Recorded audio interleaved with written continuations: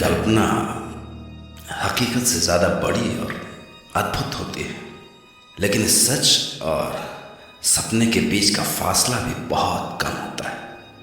कई बार हमारे साथ घटी घटनाएं हमारे लिए तो हकीकत होती हैं, पर औरों के लिए कोरी कल्पना। मैं डॉक्टर नागर, पेशे से मनोवैज्ञानिक और पैशन से ह्यूमन माइंड का फैन, आपके पास लेकर आऊंगा मुझसे मिले कुछ लोगों की आप बीती, कुछ घटनाएं, कुछ किस्से जिन्हें सुन के आप भी सोचने लगेंगे कि क्या वो सच था।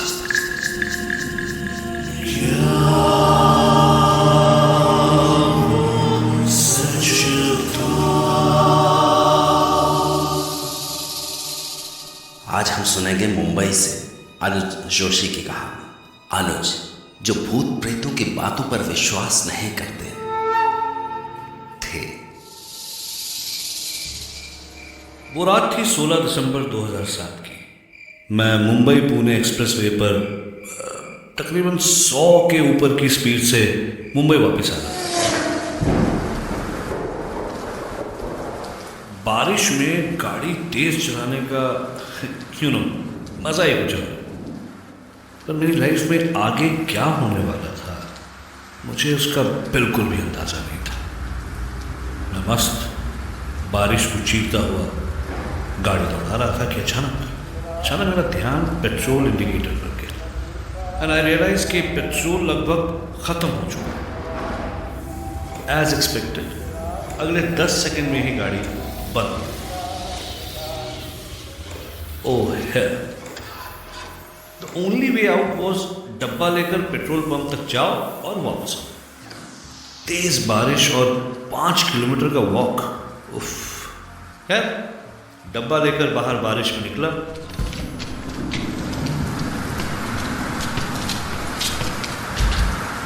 भगवान का नाम लिया और चलो।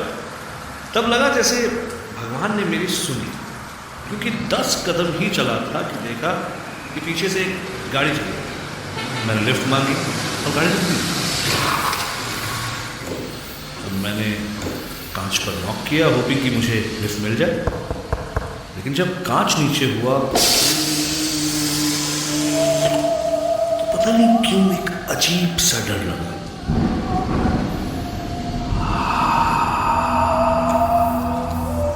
अंदर झांक के देखा तो सिर्फ एक बूढ़ा आदमी गाड़ी चला रहा था। नीला सूट, नीली हैट और बड़ी बड़ी आंखें। हेलो, मैंने कहा।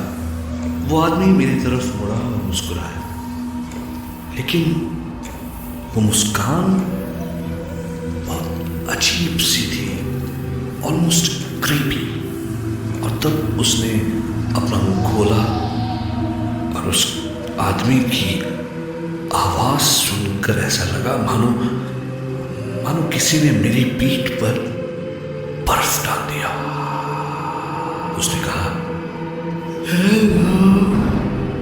सच एक बार मन में आया कि तुरंत यहां से भाग जाऊं, पर मैंने अपने आप को संभाला और कहा, सर लिफ्ट मिलेगी?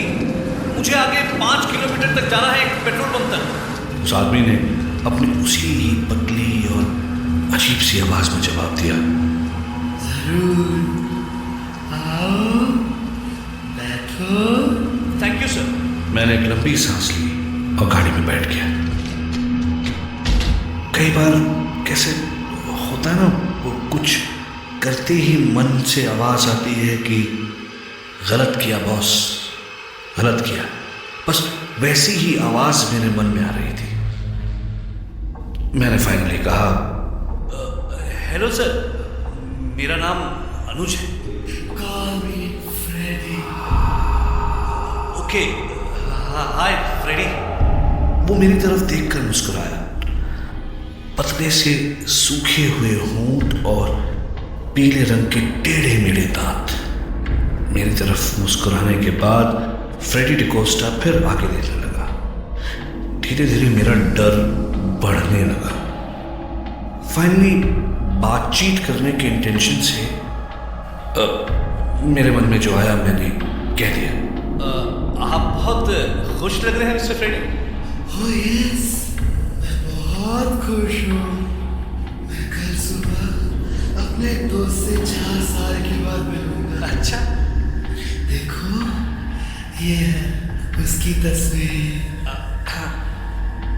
और उसने मुझे एक आदमी की तस्वीर दिखाई।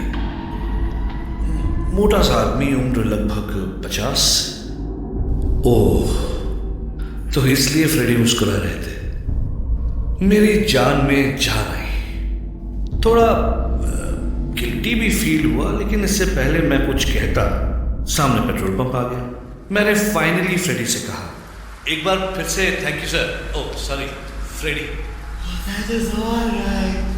अगर तुम्हें कभी भी मुझसे बात करनी हो तो you can call me. और मेरे हाँ या ना कहने से पहले ही उसने अपनी जेब से कुछ कागजों का बंडल निकाला। काफी पुराने कागज थे वो, और उनमें से उसने एक कागज का कोना फाड़ा और उसमें लिखा फ्रेडी डिकोस्टा और अपना टेलीफोन नंबर और बैंड्रा वेस्ट का अपना एड्रेस। तो मुझे कागज दे दी। मैं जैसे ही उतरा, उसने अपनी उसी डरावनी आवाज में कहा, फिर मिलेंगे। Bye.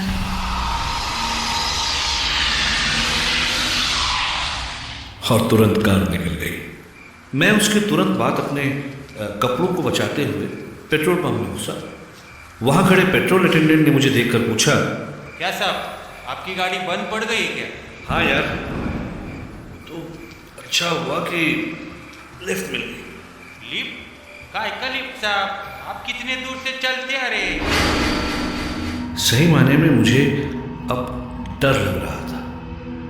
भाई, मैं पेट्रोल पंप के सामने एक गाड़ी से उतरता हूँ और पेट्रोल पंप के अटेंडेंट को दिखाई नहीं देता।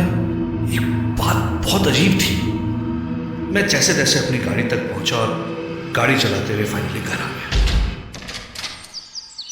अगले दिन सुबह उठकर ऐसे लगा मानो कि सब कुछ सपना था। लेकिन मॉर्निंग न्यूज़ में कुछ देखा तो सब कुछ याद आ गया। एक प्लेन क्रैश की न्यूज़ टीवी पर आ रही थी। मरने वालों की फोटोग्राफ्स दिखाई जा रही थी और उसमें से एक मरने वाले की तस्वीर थी। मैं तुरंत पहचान गया उसे। मुझे बहुत बुरा लगा। अरे, ये आदमी तो वही है जिससे फ्रेडी डिकोस्टा 4 साल बाद मिलने वाला था। मैंने तुरंत वो कागज़ ढूंढा और उस नंबर पर कॉल किया। एक औरत ने फ़ोन उठाया और मैंने कहा कि फ्रेडी डिकोस्टा से बात कर सकता हूँ।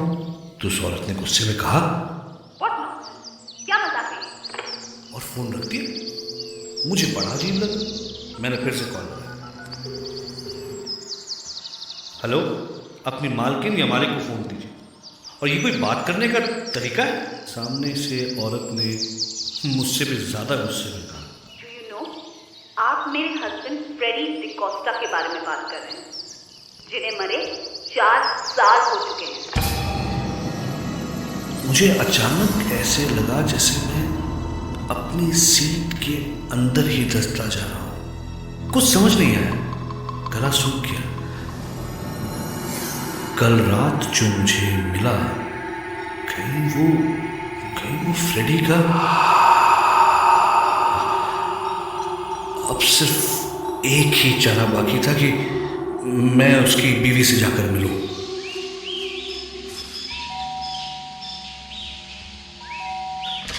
Yes, may I help you?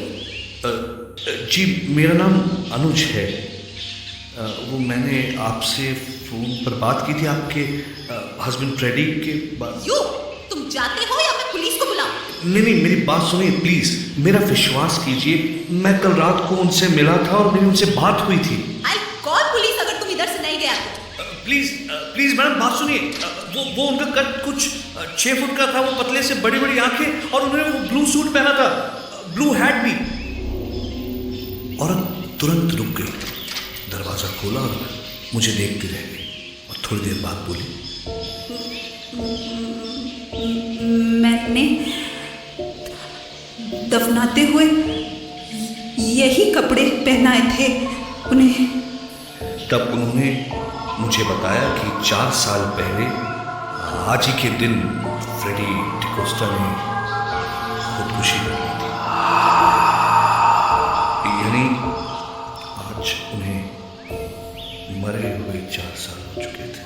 रोज सुबह उठकर मेरे को आई लव यू बोला करता था, लेकिन एक दिन सुबह आई लव यू के बदले उनके मरने की खबर मिली। 4 साल से तड़प रही हूं कि मेरा फ्रेडी फिर मेरे को आई लव यू बोलेगा। I was shocked. ये सब क्या हो रहा है? उनकी वाइफ मुझे उनकी कब्र तक ले गई। मुझे बहुत अजीब और बहुत ज्यादा डर लग रहा था। फ्रेडी के बारे में हर बात मिली, लेकिन एक चीज नहीं मिली, उनकी आवाज। उनकी वाइफ ने कहा कि हाँ, उनकी आवाज तो मैंने कहा एकदम अजीब सी, पतली सी और फटी हुई सी आवाज थी, राइट? तो उन्होंने कहा नहीं, उनकी आवाज तो मोटी थी। तब अचानक उनका चेहरा एकदम सफेद हो गया और उन्होंने कहा, तुम जानता है मेरा हस्बैंड कैसे सुसाइड किया? अपने गले पे गोली चलाकर। इसीलिए उनकी आवाज। मेरे चक्कर बढ़ते जा रहे थे। तब अचानक उनकी वाइफ ने मुझसे पूछा, पर आपको ये नंबर कैसे मिला? हाँ, उन्होंने मुझे वो कुछ कागजों का बंडल था उनकी जेब में, जिसमें से एक कागज फाड़कर उन्होंने मुझे दिया। अचानक मानो उनकी आंखें और बड़ी हो गई और उन्होंने कहा, किधर है? मुझे वो कागज दे दो अभी, प्लीज मुझे वो कागज दे दीजिए। देखिए इसमें लिखा है फ्रेडी डिकोस्टा, ये फोन नंबर और ये एड्रेस। उस कागज को उन्होंने कुछ ऐसे छुआ जैसे कोई बहुत कीमती चीज हो, और उन्होंने कहा, फ्रेडी आर्मी में था और मैं उसको हमेशा चिट्ठी लिखता था, और ये कागज तो। उन्होंने कागज को पलटा और पीछे उन्हीं के अक्षरों में लिखा था, आई लव यू, और वो रो पड़ी। मैंने वो कागज हाथ में लिया और ऐसे लगा जैसे उस कागज में इलेक्ट्रिसिटी थी। मैंने कहा, देखिए ना, इट्स एज इफ फ्रेडी 4 साल के बाद आपके पास आए हैं। वो आपसे कह रहे हैं। जब मैंने अपने अगले शब्द कहने के लिए मुंह खोला तो मेरी अपनी आवाज मुझे अलग लग रही थी। मैंने कहा, आपसे वो कह रहे हैं कि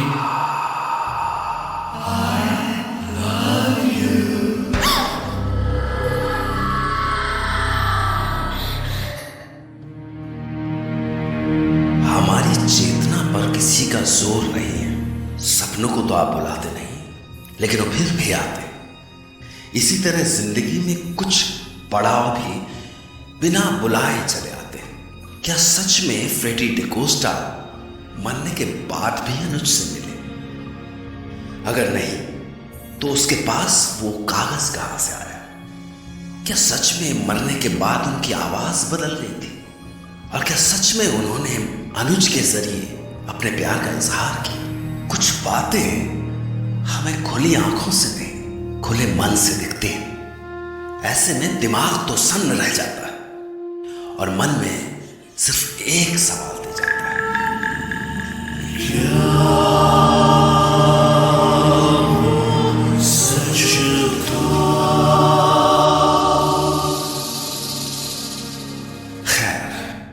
रात आपसे फिर मिलूंगा एक नई सच्ची घटना के साथ।